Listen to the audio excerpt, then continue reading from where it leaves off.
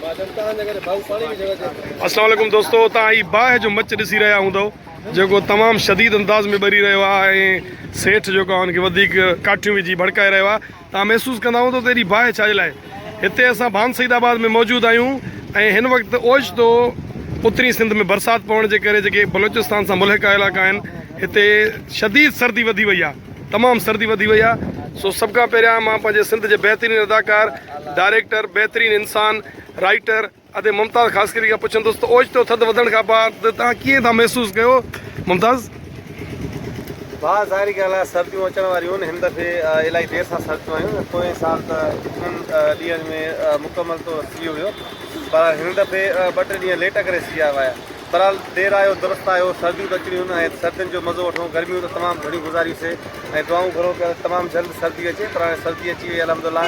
हाणे सर्दी जो मज़ो वठो, कपिड़नि पाइण जो मज़ो वठो, कोट पायो, स्वेटर पायो, शालूं ओढ़ियो। असां दोस्तनि खे चवंदासीं त पंहिंजे लाइ गरम कयो, छो त हाणे पोइ सियारे जो त माल सर्दी पियो हूंदो, शालूं पियूं हूंदियूं, कोट स्वेटर ऐं मुख़्तलिफ़ सर्दी खां बचाव जो सामान पियो हूंदो, जेके कपिड़ा लटा हूंदा आहिनि। बहरहाल जेके जिन दोस्तनि खे न आहिनि त भई वठनि पंहिंजे लाइ।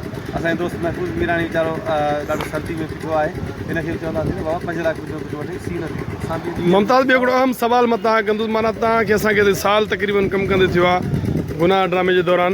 हिते जी गर्मी बि शदीद हुई, जॾहिं तव्हां गर्मी जे दौरान रिकॉर्डिंग कंदा वरी सर्दी अची विया, इहो तव्हांखे तजुर्बो कीअं महसूसु थियो? असल में छा आहे त हीअ आहे काछेलो इलाइक़ो, भानसीदाबाद काछे में काउंट थींदो आहे। हीअ बि काछो गरम बि घणो थींदो आहे, छो त जबल वेझो आहे। ऐं जॾहिं वरी सर्दी पवंदी आहे त जबल जे करे सर्दी बि तमामु घणी पवंदी आहे। इन जे करे सर्द हवाऊं ईंदियूं आहिनि, जबल खां पंहिंजे उत्तर जूं हवाऊं ईंदियूं आहिनि ऐं इन जे करे सर्दी पवंदी आहे। असांजो कराची जो दोस्त गुनाह ड्रामे में एस आहे हाकिम जो किरदारु अदा करणु, हाकिम अली खंड बि साम्हूं बीठो आहे। हाकिम अली, छा था महसूसु कयो तव्हां? महसूसु इहो कयूं त आया बि सवेरे थोरी देरि पहिरियां चांहि पीअण जे दौरान अचानक सर्दी शुरू थी वई, ख़बर ई न पई। कुझु इलाइक़नि में, सिंध जे काफ़ी इलाइक़नि में बरसाति हले थी पई, शायदि इन जे करे सर्दी वधी वई ऐं सर्दी अची वई आहे। असां थोरो इंजॉय कयूं था पिया, इंजॉय करण सां गॾोगॾु अञा इज़ाफ़ी सर्दी थी वई त बाहि सां इंजॉय कयूं था पिया। हाकिम अली, तव्हांजो तालुक़ु कराची सां आहे। कराची में थधि बि घटि हूंदी आहे, गर्मी बि।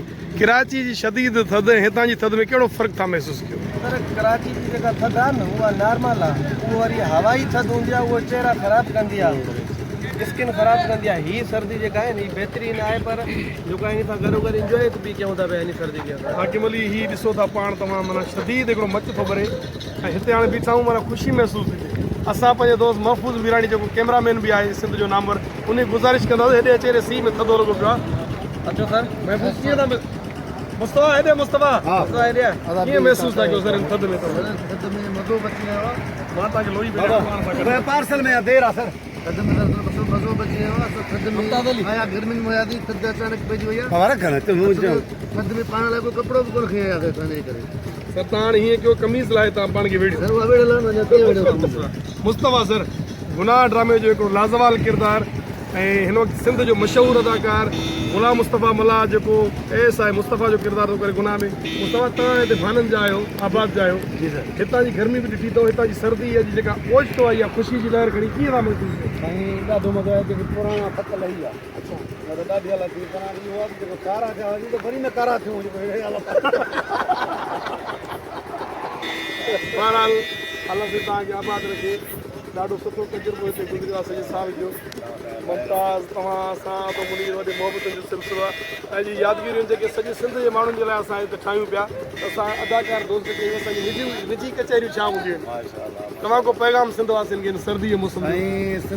सिंधियुनि खे चवां थो त महिरबानी करे हे मच प्रोग्राम कनि, जेको असां मुफ़्त जो मच प्रोग्राम कयो था।